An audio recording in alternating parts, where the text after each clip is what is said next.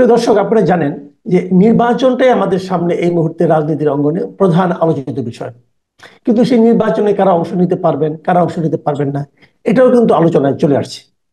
যে সমস্ত নিবন্ধিত রাজনৈতিক দল আছে তারা সবাইকে অংশ নিতে পারবে, তাও কিন্তু মনে হচ্ছে না। আবার যে সমস্ত রাজনৈতিক দল এখন কোনো নিবন্ধনই হয় নাই, তারাও দেখছি এ নিয়ে বেশ সোচ্চার এবং সরকার তাদের বেশ গুরুত্ব দিচ্ছে। জাতীয় পার্টিকে নিষিদ্ধ করা হবে, এই প্রশ্নটা কিন্তু ইদানিং উঠছে। নিষিদ্ধ করা হলে কিভাবে করা হবে? আদালতের মাধ্যমে নাকি নির্বাহী আদেশে?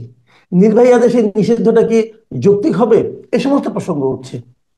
এর মধ্যে আমরা দেখতে পেলাম এবার প্রথমবারের মতো যে প্রবাসী যারা ভোটার আছেন, আমাদের প্রায় 1,30,00,000-এর মতো, তাদের জন্য সরকার কিছু উদ্যোগ নিচ্ছেন। এই ফাঁকে ছোট করে বলি, বাংলাদেশে নতুন আহ মার্কিন দূতাবাসে যে রাষ্ট্রদূত আসবে, নতুন রাষ্ট্রদূত আসছেন, তার নাম ঘোষণা করা হয়েছে, চূড়ান্ত হয়নি এখনো। নাম ঘোষণা করা হয়েছে, সিনেটে সেটা পাশ হবে, তারপর সেটা নিয়েও যদি সম্ভব হয় একটু আলাপ করব। আর এ নিয়ে আলোচনার জন্য আমাদের সঙ্গে রয়েছেন জনাব আরশাদ মাহমুদ, সিনিয়র সাংবাদিক। ওনাকে আপনারা সবাই চিনেন, আমাদের অনুষ্ঠানের নিয়মিত অতিথি। আরশাদ ভাই, আপনাকে আমাদের অনুষ্ঠানে স্বাগত জানাচ্ছি। ধন্যবাদ আপনাকে। আসলে প্রথমে ছোট করে একটু শেষ করি। এই যে আমরা শুনলাম যে যুক্তরাষ্ট্রের আমাদের বাংলাদেশের যে রাষ্ট্রদূত হিসেবে যিনি মনোনয়ন পেয়েছেন, ব্রেন্ট ক্রিস্টেনসেন, উনি নাকি একসময় ঢাকাতেও ছিলেন 2019 থেকে 2021 সাল পর্যন্ত। তো ওনাকে নিয়োগ দেওয়া হয়েছে, দেখলাম যে অনেকগুলো পত্রিকা মানে অনলাইনে আমি দেখলাম বেশ গুরুত্ব দিচ্ছে। তো এটা কি আপনি চিনেন নাকি ভদ্রলোককে? না, প্রথম কথা হলো আমি তো চিনি না, আর চেনার কোনো কারণও নাই। তার কারণ এরা হলো আহ, মানে ফরেন সার্ভিসের অফিসার। আর আপনাকে একটা কথা বলে রাখি, আমেরিকার মতো দেশেও কিন্তু ফরেন সার্ভিসের যারা অফিসার তারা কোনো ভালো পোস্টিং যেতে পারে না। ওই লবিস্টরা যায়, তারপরে ক্ষমতাসীনদের লোকজন। যেমন আপনাকে বলি, এদের কাছে আমেরিকার সবচেয়ে ইম্পর্টেন্ট মানে কোভেটেড পোস্টিং গুলো হইল London, Paris, Beijing, Moscow, Tokyo. কেমন? জি। এইখানে সাধারণত সাধারণত কোনো কেরিয়ার ফরেন সার্ভিসের অফিসার ওখানে যেতে পারে না, এবং তারা এটা নিয়ে অনেক মানে সংগ্রাম করছে, কিন্তু ওদের কথা কেউ শোনে না। তো ফলে অনেকে চাকরি বাকরি ছেড়ে দিয়েও চলে যায়, যার কারণে সব প্রাইস পোস্টিং গুলা তারা পায় না কখনো। আর আমাদের মতো দেশে সত্যি কথা বলতে কি, যারা আহ আসে রাষ্ট্রদূত হয়ে, এদের ওয়াশিংটনে কেউ চেনে না। আমি দীর্ঘদিন ওয়াশিংটনে ছিলাম, স্টেট ডিপার্টমেন্ট কভার করেছি, এবং ওই ডিপ্লোম্যাটরা আমাদেরকে বলতো যে ভাই, আমাদের তো কোনো পাত্তা নাই কোথাও, মানে আমাদের কথা তো কেউ শোনেই না। হ্যাঁ, এটা অদ্ভুত ব্যাপার। যেমন ফলে বাংলাদেশে আমেরিকার রাষ্ট্রদূত কে হচ্ছে, এটা আমেরিকানরা জানার তো কোনো কারণও নাই। মানে সেখানে তারা চিন্তা করবে জাপানে কে যাবে, তাহলে মস্কোতে বা আমরা আমরা তো মাতামাতি, আমরা এদেরকে নিয়ে তো মাতামাতি করি কেন? ওই যে সাদা সাদা আমেরিকান। আচ্ছা, আরেকটা কথা আপনাকে এই প্রসঙ্গে বলি। ধরেন, আমেরিকার রাষ্ট্রদূতকে আমরা কেন অত গুরুত্ব দিই? গুরুত্ব দেওয়ার অ্যাকচুয়ালি কোনো কারণও নাই। কারণ নাই এই জন্য যে এখানকার যে রাষ্ট্রদূত যে আছে, সে তো ওখানকার সেক্রেটারি অফ স্টেটের সাথে কথাও বলতে পারে না, দেখাও করতে পারে। বিকজ তাকে তো, সেক্রেটারি অফ স্টেট যে হয়, তাকে তো 193টা দেশের রাষ্ট্রদূতদের নিয়ে কাজ করতে হয়। তো তার তো দিনের মধ্যে 24 ঘন্টায় আপনার আমার মতো, তার তো আল্লাহ তাআলা 48 ঘন্টা দেয় নাই। ফলে তাকে তো হুম। প্রায়োরাইজ করতে হবে যে কার সাথে দেখা করবে, কার সাথে। সে যখনই যদি তার কাছে কোনো রিকোয়েস্ট যে বাংলাদেশ মানে ইউএস অ্যাম্বাসাডার টু বাংলাদেশ দেখা করতে যায়, ওখানে তার সেক্রেটারিকে ধমক দিয়ে বলবে তোমার তো এখনো জ্ঞান বুদ্ধি নাই, আমি তার সাথে কি কথা বলবো। দেশের রুটিন কাজ করবে। কেমন? এগুলো আমি আমি নিজের ব্যক্তিগত অভিজ্ঞতা থেকে বলছি। এইখানে একটা অ্যাম্বাসাডার ছিল হাওয়ার্ড শেফার, 1987 থেকে 90 সাল পর্যন্ত এরশাদের সময়। তো তার সঙ্গে আমার পরিচয় ছিল, যা হয় সাংবাদিক। তো আমি 92 সালে ওয়াশিংটন গেলাম আর কি, ওই জেফারসন ফেলোশিপে। তো ওখানে যাওয়ার পরে আমি হাওয়ার্ড শেফারকে খুঁজে বের করতেছি, মানে চেষ্টা করতে স্টেট ডিপার্টমেন্টে বলতেছি।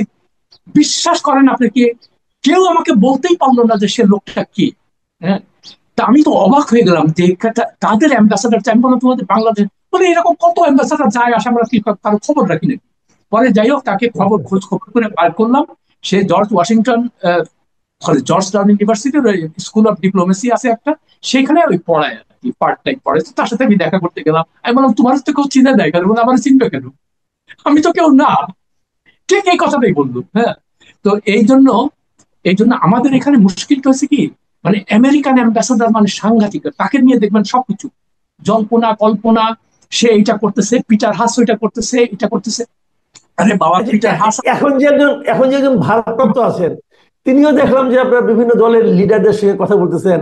আবার আমাদের যিনি সংস্কার কমিশন, সেই কমিশন তার সঙ্গে যাচ্ছে তার অফিসে দেখা করার জন্য। এগুলো কেন? এইটাই আরেকটা ব্যাপার যে আমাদের অ্যাকচুয়ালি কোনো ধারণাই নাই যে ওদের সিস্টেমটা কিভাবে কাজ করে। কেমন ওরা মনে করে কি আমেরিকান অ্যাম্বাসাডারের সাথে কোনো রকমের ইয়ে করতে পারলে যদি ওয়াশিংটনে কেউ আমাদেরকে, কিন্তু এর তো কোনো পাত্তাই নাই। এই যে কি জ্যাকবসন নাকি এখন যে সিডি আছে, চার্জ অ্যাফেয়ার্স, জি একে তো কেউ জি জি। চেনে না। কেমন একে কেন চিনবে? আর নতুন অ্যাডমিনিস্ট্রেশন আসছে, তাদের নিজস্ব লোকজন বসাবে তারা সব জায়গায়। আর দেখেন আমাদের আশ্চর্য লাগে, এই আমাদের এখানে সুটটাইওয়ালা সমস্ত বড় বড় সাহেবরা ওদের সাথে দেখা করতে গেলে সঙ্গে সঙ্গে অ্যাপয়েন্টমেন্ট দিয়ে দেয়, সঙ্গে সঙ্গে, মানে এক সেকেন্ড দেরি করে না। আমি সেদিন দেখলাম যে কি সিইসির সাথে এ অমুক অ্যাম্বাসাডার। আচ্ছা, আপনি কোনোদিন শুনছেন যে ইন্ডিয়ার সিইসির সঙ্গে আমেরিকান অ্যাম্বাসাডার দেখা করছে? এটা শুনছেন কোথাও? কোনো কোন বলবো তোমার কাজ কি এখানে? তোমার তো কোনো দরকার নেই। আমরা যদি প্রয়োজন মনে করি তোমার।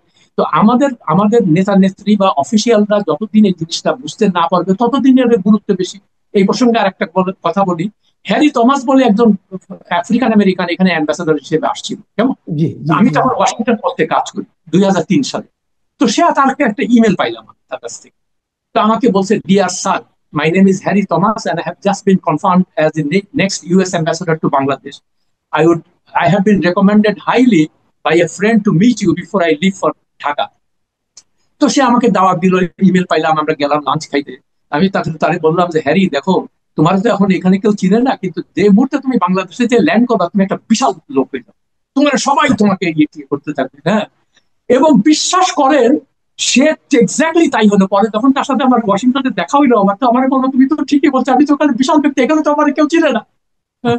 তো এইটা হচ্ছে আসলে আমরা বুঝিও না ওই যে সিস্টেম কিভাবে কাজ করে কিভাবে না করে। এই জি যে কেউ, আর হয় কি এখানে টিভি সাংবাদিকরাও ওরাও বুঝে না যে কোনটা নিউজ আর কোনটা নিউজ না। মনে করে আমেরিকান অ্যাম্বাসাডার এর সঙ্গে দেখা করবে, মানে এটা একটা বিশাল নিউজ, এটা কোনো নিউজই না। প্রথম কথা হলো আচ্ছা আমেরিকান যাও, অ্যাম্বাসাডার, এগুলো আমরা বোঝার আমরা দরকার। যেহেতু ওদেরকে ওদের দেশে খুব একটা দাম টাম দেয় না, আমরা আর বেশি দাম না দেই, আমরা বরং অন্য আলোচনায় আসি। এই রাইট। আলোচনাটা গত কয়েকদিন ধরে চলছিল, খুবই আপনার আলোচনা আপনার সঙ্গে আলাপ করা হয়নি, আপনি জানেন নিশ্চয়ই।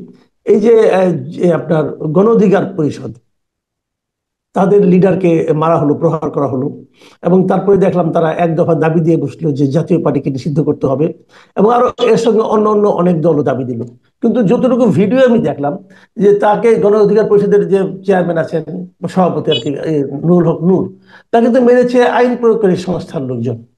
তো তার সঙ্গে জাতীয় পার্টিকে নিষিদ্ধ করার দাবিটা কেন জোরালো হচ্ছে আমি ঠিক মিলাতে পারছি না। আর একটা পলিটিক্যাল পার্টিকে এভাবে নিষিদ্ধ করাটাও ঠিক কিনা। আমি এর সঙ্গে আরো একটু বলে দিই আপনাকে, যে বিএনপির স্থায়ী কমিটির সভা হয়েছে গতকালকে, সেখানেও কিন্তু দেখলাম যে তারা এই সিদ্ধান্ত নিয়েছে যে তারা কোনো রাজনৈতিক দল নিষিদ্ধের পক্ষে নয়। এই সব মিলিয়ে আপনি কিভাবে দেখছেন জিনিসটাকে? জোর করে বা নির্বাহী আদেশের মাধ্যমে, ভোটের মাধ্যমে কোন দলকে নিষিদ্ধ করা, এটা কাউন্টার প্রোডাক্টিভ। এবং আমরা আগেও দেখেছি, আওয়ামী লীগকে আগেও ৭৪-এর পরে প্রত্যাশা করা, জামাতকে নিষিদ্ধ করা, তারপরে বিএনপি কে এরকম ভাবে মানে কোন স্পেস দিচ্ছিল না আওয়ামী লীগ। তো দেখেন, এতে হয় কি মানুষের সহানুভূতি জাগে, মনে করে যে তাদের উপরে সরকার অবিচার করছে। এই কারণে যাদের দাঁড়ানোরই কথা না, তারা আবার মানুষের আস্থা অর্জন করতে থাকে, তাদের ভালোবাসা সব। এ কথা আমরা আগেও দেখেছি। এগুলা আমাদের মানে বিদেশের কোনো রেফারেন্সের দরকার নেই। আর আমি ব্যক্তিগতভাবে মনে করি যে কাউকেই আপনি নিষিদ্ধ করার প্রয়োজন নাই। এগুলো দায় দায়িত্ব ছেড়ে দিতে হবে জনগণের কাছে, হাতে বসাতে। তারা যদি কাউকে অপছন্দ করে তারা সেটা ভোটের বাক্সে প্রমাণ দেবে। আপনি জোর করে কেন? জোর করে করলে যে তার যে ফল ভালো হয় না, আমরা তো দেখতে পাচ্ছি সেটা তো আমরা আগেই দেখলাম। আর দূরের যে প্রসঙ্গটা বলতে না, আমার কাছে খুব আশ্চর্য লাগে যে নূর, এই তার জন্য আমার একটা, সে খুব সাহসী একটা লোক বলে আমার মনে হয়। তার কারণে আওয়ামী লীগের সময় আমরা দেখেছি যে কিভাবে তাকে পিটাইছে ছাত্রলীগের ছেড়ে ফেলে কথায় কথায়। তারপরে এই সরকার আমলে এটাও যদি তারা করে, আজকে ফেসবুকে দেখলাম একজনে লিখেছে যে নূরের জ্ঞান ফেরার পরে সে প্রথম যে কথাটা বলেছে যে আমরা তো আগেই ধরেছি। তো এটা যে কত বড় একটা মানে অপবাদ এই সরকারের জন্য। এরা কি এই জিনিসগুলো বুঝে না নাকি? আর আপনি যেটা বললেন, আমরা সবাই ভিডিওতে দেখলাম যে পুলিশ আর মিলিটারি মিলে ওকে মার। এখন আইএসপিআর এটাতে একটা বক্তব্য দিচ্ছে। কি বক্তব্য তাদের? যে ওখানে তারা গেছিল মিছিল করে, আমরা নানান ভাবে তাদেরকে নিবৃত্ত করার চেষ্টা করার পরেও তারা শুনে নাই। এর পরিপ্রেক্ষিতে পরবর্তীতে সেখানে কিছু অবাঞ্ছিত ঘটনা ঘটে, যার ফলে মানে মারামারি হয় এবং আমাদের কিছু সদস্য আহত। কিন্তু আপনি যে আইএসপিআর আপনি একটা নিরপেক্ষ প্রতিষ্ঠান, আপনি দূর যে একটা এত বড় একটা ঘটনা যে ভিকটিম, আপনি তার কথা বলবেন না কেন? তার কথাটা কেন আপনি টিকে গেলেন? এটা এটা এটা নূর তো একজন জাতীয় পর্যায়ের নেতা, সে তো এলেবেলে কোনো লোক না, সে তো একটা পলিটিক্যাল পার্টির লিডার। আমি সেটাই বলছি যে সেটা একটা জাতীয় পর্যায়ে। আপনি তাকে কমপ্লিটলি বাদ দিয়ে দিলেন আপনার আইএসপি এর প্রেস রিলিজ থেকে। এটা কেমন? এটা তো মানুষের সন্দেহ হচ্ছে যে আপনারা আসলে বিরোধী। এই জিনিসগুলো আপনাকে বুঝতে হবে। আর আরেকটা কথা বলি এই প্রসঙ্গে, ওই আমি আমি আমি বরং আপনাকে, আমি একটু থামাই আপনাকে, আমি বরং আপনাকে একটা জিনিস জানতে চাচ্ছি যে কয়েকদিন আগে একটা ঘটনা ঘটলো ঢাকা রিপোর্টার্স ইউনিটিতে। আপনি নিশ্চয়ই দেখেছেন যে মঞ্চ ৭১ নামে মুক্তিযোদ্ধাদের একটা সংগঠন সেখানে একটা অনুষ্ঠানের আয়োজন করেছিল। সেখানে হঠাৎ করে একটা মব হলো, এবং মব হওয়ার পর সেখান থেকে কয়েকজনকে পুলিশ আটক করে নিয়ে গেলো। প্রথম বলা হলো তাদের নিরাপত্তা দেওয়া হবে, তারপরে ১২ ঘন্টা আটকে রেখে তাদের বিরুদ্ধে সন্ত্রাস বিরোধী আইন করা হলো, এবং বলা হলো তারা নাকি সরকার বিরোধী ষড়যন্ত্র করছিল। এখন প্রশ্ন হলো, এখানে দেখেন মুক্তিযোদ্ধারা আছেন, বয়স্ক মুক্তিযোদ্ধা সবাই, এবং সেখানে বিশ্ববিদ্যালয়ের অধ্যাপক আছেন, সাংবাদিক আছেন, আমাদেরও সহকর্মী মঞ্জুর আলম পান্নাকেও নিয়ে গেল যা হলো সেখানে। তো এই বিষয়টা আপনার কাছে আসলে কিভাবে আপনি এটাকে দেখবেন? না, এটা তো খুব মানে এত পরিষ্কার ব্যাপারটা। প্রথম কথা হলো যে ষড়যন্ত্র যে কোনোদিন ওপেন ফোরামে হয় এটা আমি জীবনে প্রথম শুনলাম। ষড়যন্ত্র সবসময় শুনেছি যে গোপনে হয় কিংবা কেউ যাতে না জানতে পারে। এরা বলতো কি যে ষড়যন্ত্র, আওয়ামী ফ্যাসিবাদকে পুনর্বাসনের জন্য এরা ষড়যন্ত্র লিখতেছে। ভাই, ঢাকা রিপোর্টার্স ইউনিটের মতো এরকম একটা ওপেন মঞ্চে গোল টেবিল আলোচনায় কিভাবে এটা ষড়যন্ত্র হতে পারে, এটা আমার কাছে ঠিক পরিষ্কার না। তারপরে তারা সেখানে গেলেন, যে এটা আপনি সেখানে আক্রমণ করলেন, ইয়ে করলেন, তারপরে পুলিশ আসলো। সেখানে পুলিশ এসে তাদের জন্য যারা ওখানে যে আক্রমণ করলো তাদেরকে কিছু বললো না, যারা ওখানে আলোচনায় অংশ নিয়েছে তার মধ্যে আমাদের সাংবাদিক বন্ধু মঞ্জুরুল আলম পান্না, সেও এক। আচ্ছা, এখন আমার কাছে সবচেয়ে কষ্ট লাগলো যে আপনি যে সাংবাদিক বিভিন্ন প্রতিষ্ঠান আছে, মানে সাংবাদিকদের স্বার্থ রক্ষা, যেমন সম্পাদক পরিষদ আছে, সাংবাদিকদের বিভিন্ন ইউনিয়ন আছে, তো আপনারা তো আজ এই পর্যন্ত, ওই ঘটনা ঘটেছে প্রায় 10 দিন আগে, তো আপনারা আজ পর্যন্ত এটা নিয়ে কোনো বিবৃতি দিলেন না। আপনারা তো এই কথাটা বলবেন যে আপনারা বারবার করে বলছেন যে আমরা স্বাধীন সাংবাদিকতায় বিশ্বাস করি, বিশেষ করে এই সরকার। তো আপনারা যদি স্বাধীন সাংবাদিকতায় বিশ্বাস করেন, তাহলে আপনারা এইভাবে হামলা করে আপনারা আমাদের মনের মধ্যে ভয় ঢুকাচ্ছেন, তাহলে আমরা স্বাধীনভাবে কাজ করতে হবে। সম্পাদক পরিষদ বা সাংবাদিকদের ইউনিয়ন, এই কথাটা তো আপনাদের বলতে হবে। আর আপনারা যে এখন চুপচাপ আছেন, আর কয়েকদিন পরে আপনাদের উপর যখন এরকম আক্রমণ হবে, তখন আপনাদের পক্ষে কে যাবে? এই কথাগুলো। আর সবচেয়ে বড় কথা, আপনি আগের হাসিনা সরকারের মতোই যদি এই আচরণ করেন, আগে হাসিনা সরকারের সময় দেখছি সাংবাদিকদের দলীয় সাংবাদিক না হলে তাদেরকে যতভাবে পারেন হয়রানি করছে, জেলে দিচ্ছে, এগুলো করছে। তো তার যদি আপনারাও সেই একই কাজ করেন, আপনার সঙ্গে মোহাম্মদ ইউনূস এবং হাসিনার পার্থক্য। আপনি তো এসেই বলেছিলেন আপনার খোলামেলা আলোচনা, খোলামেলা আলোচনা। তো এখন আপনার কার্যকলাপে আমরা বুঝতে পারছি যে আপনি আবার নব্য ফ্যাসিবাদের আবির্ভাব হয়েছে কিনা, একই অবস্থা। আর আপনি সন্ত্রাসবাদ আইনের মামলা কিভাবে তাদের বিরুদ্ধে, যারা সন্ত্রাসটা করলো মামলা তো তাদের বিরুদ্ধে হওয়া উচিত, যে মব সৃষ্টি করে তারা ওখানে, আপনি সাংবাদিকদের আটকায় রাখবেন, কোনো জামিন দিবেন না, এটা কেমন? একটু ব্যানানা রিপাবলিক হয়ে গেছে। খুবই দুঃখজনক, খুবই দুঃখজনক। আর একটা কথা আমি যে কথা বলে শেষ করবো আজকে আলোচনাটা, এটা হলো এটা একটা সুখবর যে আমাদের প্রবাসী ভোটারদেরকে এবার ভোটের মধ্যে অন্তর্ভুক্ত করা হচ্ছে, এবং সেই জন্য গভর্নমেন্ট একটা প্রজেক্ট হাতে নিয়েছে। আপনি জানেন প্রায় ১,৩০,০০,০০০ প্রবাসী ভোটার কিন্তু আমাদের আছে। এবং ইন্টারেস্টিং হলো এই কাজের জন্য যে প্রজেক্টটা করা হয়েছে, যে প্রকল্পটা হাতে নেওয়া হয়েছে, সেখানে ব্যয় ধরা হয়েছে ৪৯,৪৩,০০,০০০ টাকা। এবং এটা ঠিক আছে লাগতে পারে, আমি জানি না কি করবে, কিন্তু তারও যে ইন্টারেস্টিং বিষয় হলো এখানে ৩০ জন পরামর্শক নিয়োগ করা হবে, এবং এই ৩০ জন পরামর্শক বাবদ খরচ হবে ১৫ কোটি টাকা। তো এই এই বিষয়টাকে আপনি আসলে কিভাবে দেখছেন?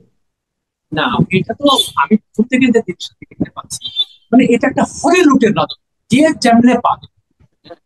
আচ্ছা, এই তারপরে এটা তো একটা হলো। প্রথম কথা হলো যে আমি ভোটার, দেশিদের ভোটার, এটার জন্য কি করা, কি এক্সপার্টিস দরকার, আমি তো এটা আমার কাছে মাথা আসছে। এর জন্য ৩০ জন লোক, ৩০ জন লোক আপনি খোঁজ খবর করে নিয়ে দেখবেন, ঠিক এই সরকারের সঙ্গে বিভিন্ন ভাবে যারা সংশ্লিষ্ট, জড়িত, ঘনিষ্ঠ, তাদেরকে কিছু কাজ দিবে।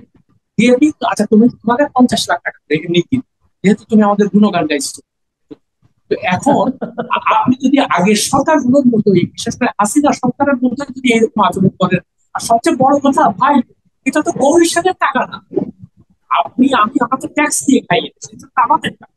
তা আপনি কার পারমিশন নিয়ে এই টাকাগুলো এইভাবে খরচা করছেন? আরেকটা খবর দেখলাম আমার কাছে ইন্টারেস্টিং, যে এই কর্মসূচি উদ্বোধনের জন্য প্রধান নির্বাচন কমিশনার কানাডাতে যান। কানাডায় অনেক বাঙালি আছে। তা আমার যখন এই খবরটা দেখলাম, আমার খুবই মনে হলো যে আচ্ছা, এখন একটা গুরুত্বপূর্ণ সময়, তার উপস্থিতি সর্বক্ষণ প্রয়োজন দেশে, তাকে ওখানে কেন যেতে হবে? আর ওখানে গেলে সে তো একা যাবে না, তার সঙ্গে আরো 10 জন। এদের এদের একটা হচ্ছে এই যে সুটটাই আমার লোকজন, এরা করবে কি বিজনেস ক্লাসে ট্রাভেল করবে, এয়ার ট্রাভেল। যেহেতু তা তো নিজের পয়সা না, এটা হলো সব ওই মানে হলিলুটের পয়সা।